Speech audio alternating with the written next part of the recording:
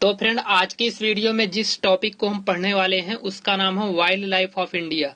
Wild life of India का मतलब India में जो बायोडायवर्सिटी है, यानी जो स्पीसीज है, प्लांट्स की हो या एनिमल्स की हो, वो कहीं ना कहीं उनमें बहुत सारी विविधता देखने को मिल रही है, क्योंकि बायोडायवर्सिटी जो है उसमें बहुत सारी विविधता है।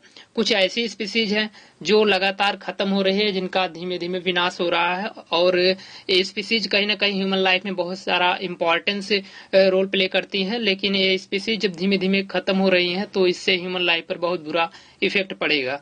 और इसका जो काजेज क्या है, मतलब जो वाइल्ड लाइफ जो है वह दिन प्रतिदिन उनका ह्रास हो रहा है, तो इनका इफेक्ट क्या है, इनके पीछे कारण क्या है। लगातार अर्बनाइजेशन हो रहा है, नए नए शहर बन रहे हैं, और जिससे फॉरेस्ट को काटा जा रहा है, जंगलों को काटकर वहां पर बिल्डिंग्स बनाई जा रही हैं, रोड बनाए जा रहे हैं। ये सब कारण से हैं जिससे कहीं ना कहीं वाइल्ड लाइफ पर बहुत बुरा इफेक्ट पड़ रहा है। इसके अलावा जो इंडेंजर्ड स्पीसीज का मतलब जो स्पीसीज अब धीमे धीमे आने वाले फ्यूचर में वो स्पीसीज अब खत्म हो रही है, लगातार उनका ह्रास हो रहा, उनका विनाश हो रहा, तो धीमे धीमे वो स्पीसीज खत्म हो रही है, यानी हम कह सकते हैं वह खत्म होने के कागार पर है। तो वो सब स्पीसीज जो होती हैं उसे हम इंडेंजर्ड स्पीसीज होती हैं। तो इन सब के बारे में आज की इस वीडियो में हम पढ़ेंगे। तो चलिए शुरू करते हैं। अगर हम वाइल्ड लाइफ की बात करें तो वाइल्ड लाइफ में the undomesticated organism, plant and animal living in their natural habitat are known as wild organism. Undomesticated organism का मतलब जिसका कल्चर नहीं किया जा रहा, जैसे वह प्लांट हो गया या फिर एनिमल हो गया, तो इनमें से वह कोई हो सकता है जिसको हम पाल नहीं रहे हैं, जिस प्लांट स्पीसीज को हम खेती नहीं कर रहे हैं। और एनिमल्स की अगर बात करें तो एनिमल्स में जैसे जिसका हम पालन नहीं कर रहे हैं, तो ये जो अनडोमेस्टिकेटेड है, जो वाइल्ड स्पीसीज है, इनका नेचुरल, अगर वे अपने नेचुरल हैबिटेट में रहते हैं तो उन्हें हम लोग वाइल्ड ऑर्गेनिज्म बोलते हैं, और इसे वाइल्ड लाइफ ऑफ नेशन से रिप्रेजेंट किया जाता है। अगर हम इसमें कुछ पॉइंट की बात करें तो all the living things on the earth remain interlinked food chain and maintain ecological equilibrium. यानी जो लिविंग थिंग्स है, लिविंग थिंग्स का मतलब वह प्लांट हो या फिर एनिमल्स हो, ये जो लिविंग थिंग्स है वो कहीं ना कहीं फूड चेन को बनाती हैं, और मिला जुला कर इन सबको बनाने के बाद, फूड चेन बनाने के बाद, ये सब कहीं ना कहीं इकोलॉजिकल इक्विलिब्रियम जो है इसको अब मेंटेन करती हैं। अगला इसमें है wild life is a good source of medicine from both plant and animal. Wild life जो है वह एक अच्छा सोर्स है, चाहे वह प्लांट हो या फिर एनिमल, ये मेडिसिन का एक अच्छा सोर्स है। और इसमें जो नेक्स्ट पॉइंट है, wild life is the source of honey, gum, fibre, cotton, jute, paper, leather, ये सब का जो वाइल्ड लाइफ है वो कहीं सोर्स है, उससे हमें फाइबर्स प्राप्त होते हैं, गम प्राप्त होता है, हनी जो प्राप्त होता है, ये सब किसकी देन है? वाइल्ड लाइफ की देन है। इसके अलावा जो अगला पॉइंट है, wild life is a best significant source of sport and enjoyment. इसके अलावा जो वाइल्ड लाइफ है वह सोर्स स्पोर्ट और इंजॉयमेंट का भी एक अच्छा significant. Wild life is the most valuable for scientific research. Scientific research में भी वाइल्ड लाइफ का बहुत ज्यादा इंपॉर्टेंट रोल है। इसके अलावा अगर हम वाइल्ड लाइफ जो दिन प्रतिदिन उसका ह्रास हो रहा है, जो दिन प्रतिदिन वाइल्ड लाइफ में स्पीसीज जो है वो खत्म हो रही है, अगर उसकी हम कॉजेज की बात करें, उसका क्या कारण है जिसकी वजह से जो वाइल्ड स्पीसीज है उनका दिन प्रतिदिन ह्रास हो रहा है, तो इसे डिप्लीशन भी बोलते हैं। तो इसमें जो उसके कुछ मेन इफेक्ट्स हैं इस पॉइंट्स में दिए गए हैं।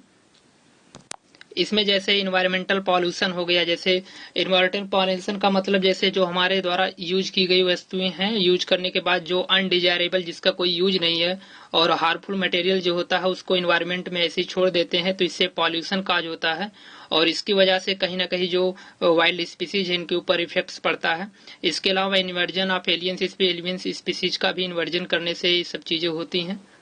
इसके अलावा जो नेचुरल क्लाइमेट होता है, नेचुरल क्लाइमेट का मतलब जैसे नेचुरल आपदा जैसे जो आती है, प्राकृतिक आपदाएं जैसे आती हैं, कभी कभी होता क्या कि फॉरेस्ट में आग लग जाती है और भूकंप वगैरह आ जाते हैं और वॉल्केनिक इरप्शन हो जाता है, तो इन सब चीजों से भी जो वाइल्ड स्पीसीज है उनके ऊपर इफेक्ट्स पड़ता है। इसके अलावा जो फॉरेस्ट फायर्स होता है वे कहीं ना कहीं ह्यूमन के द्वारा किया जाता है। ह्यूमन का मतलब ह्यूमन उनमें कुछ एक्टिविटीज करते हैं जिसकी वजह से ये सब चीजें देखने को मिलती हैं, यानी फॉरेस्ट में आग लगना है कहीं ना कहीं ह्यूमन के द्वारा ही किया जाता है।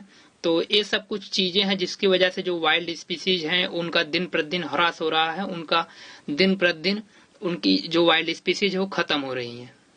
इसके अलावा अगर हम इंडेंजर्ड स्पीसीज की बात करें, यानी ऐसी स्पीसीज जिनका दिन प्रतिदिन ह्रास हो रहा है और आने वाले कल में यानी फ्यूचर में वे स्पीसीज विलुप्त हो जाएंगी या फिर पूरी तरीके से समाप्त हो जाएंगी।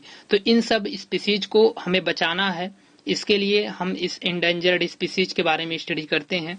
अगर हम इंडेंजर्ड स्पीसीज की डेफिनेशन की बात करें तो the species are facing high risk of extinction in their near future are known as endangered species, यानी कि ऐसी स्पीसीज जो बहुत ज्यादा रिस्क से होकर गुजर रही हैं, जिनके ऊपर बहुत ज्यादा इफेक्ट्स है कि वह आने वाले समय में विलुप्त हो जाएंगी या फिर पूरी तरीके से खत्म हो जाएगी, तो ऐसी स्पीसीज को हम इंडेंजर्ड स्पीसीज बोलते हैं। इसके अलावा जो इसमें अगला पॉइंट है, ए स्पीसीज ऑफ प्लांट और animal whose a number is reduced to critical level and facing the problem of extinction, यानी कि ऐसी स्पीसीज जो आने वाले कल में, जिनका फ्यूचर में ह्रास हो जाएगा, वह पूरी तरीके से खत्म हो जाएगी, लेकिन वो भी खत्म नहीं हुई है, वह खत्म होने के कागार पे है, तो ऐसी स्पीसीज को हम इंडेंजर्ड स्पीसीज बोलते हैं। तो ऐसी स्पीसीज जो आने वाले फ्यूचर में खत्म हो जाएंगी या पूरी तरीके से विलुप्त हो जाएगी, ऐसी स्पीसीज को हम लोग इंडेंजर्ड स्पीसीज बोलते हैं। इंडेंजर्ड स्पीसीज यानी ऐसी स्पीसीज जब खत्म हो जाएंगी तो इससे होगा क्या कि जो जीव जंतु रहे हैं उनका रहने का स्थान भी समाप्त हो जाएगा, और इसकी वजह से वहां पर जो डेवलपमेंटल प्रोसेस की वजह से वहां पर फॉरेस्ट एरिया भी कम हो जाएगी, और इसकी वजह से जो वाइल्ड लाइफ वह धीरे धीरे में खत्म हो जाएगी, और इसकी वजह से जो डेथ रेट है वह बढ़ जाएगी, ह्यूमन की जो एज है वह भी कम हो जाएगी, और तो कहीं ना कहीं मिला जुलाकर बहुत बुरा इफेक्ट पड़ेगा ह्यूमन लाइफ के ऊपर।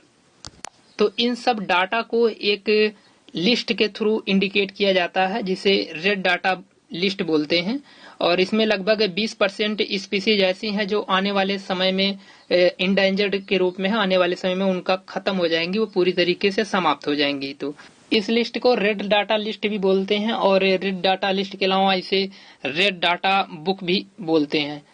तो ये जो रेड डाटा लिस्ट होती है, इसमें जो स्पीसीज आने वाले समय में समाप्त हो रही हैं या फिर उनका कहीं ना कहीं ह्रास हो रहा है, इन सब के बारे में इसमें रहता है।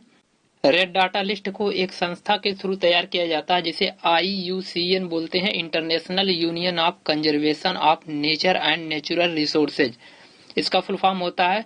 लेकिन इसको अब इस समय WCN के नाम से जाना जाता है, जिसे वर्ल्ड कंजर्वेशन यूनियन के नाम से जानते हैं।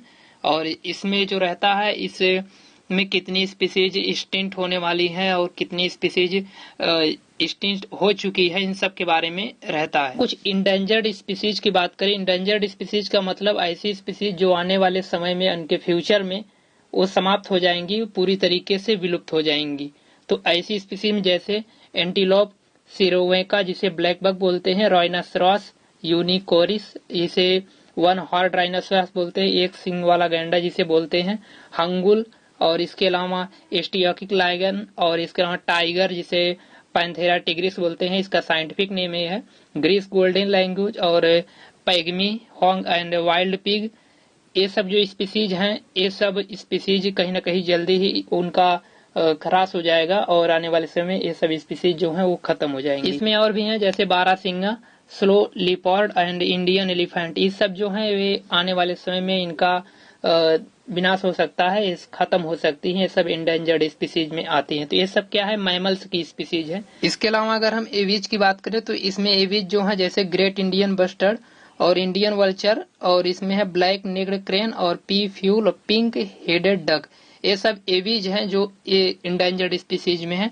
इसके अलावा अगर हम रेप्टाइल्स की बात करें तो इंडियन घड़ियाल और मुगर और किंग कोबरा, ये सब जो है रेप्टाइल्स में ये जल्दी ही एक्सटिंक्ट होने वाले हैं, इंडेंजर्ड स्पीसीज के अंतर्गत आते हैं। इसके अलावा जो एम्फीबियंस में जैसे चाइनीज जियांट, और जिसे सैलमेंडर भी बोलते हैं, और गोल्डन फ्रॉग, ये जो फ्रॉग्स वगैरह एम्फीबियंस जो हैं ये भी इंडेंजर्ड स्पीसीज के अंतर्गत आते हैं। तो आज की इस वीडियो में हम वाइल्ड लाइफ ऑफ इंडिया की जो वाइल्ड लाइफ है उसके बारे में आपको बताया, और इंडिया की वाइल्ड लाइफ को लॉस होने का कारण क्या है, और साथ ही साथ जो इंडेंजर्ड स्पीसीज है इनके बारे में। और इसके अलावा जो कुछ इंडेंजर्ड स्पीसीज जैसे मैमल्स, एविज और रेप्टाइल्स, एम्फीबियंस, ये सब जो है इन सब के बारे में आपको बताया। अगर यह वीडियो जो आपको इन्फॉर्मेटिव लगी हो तो इसे लाइक करना ना भूलें, और साथ ही साथ चैनल को सब्सक्राइब करें। और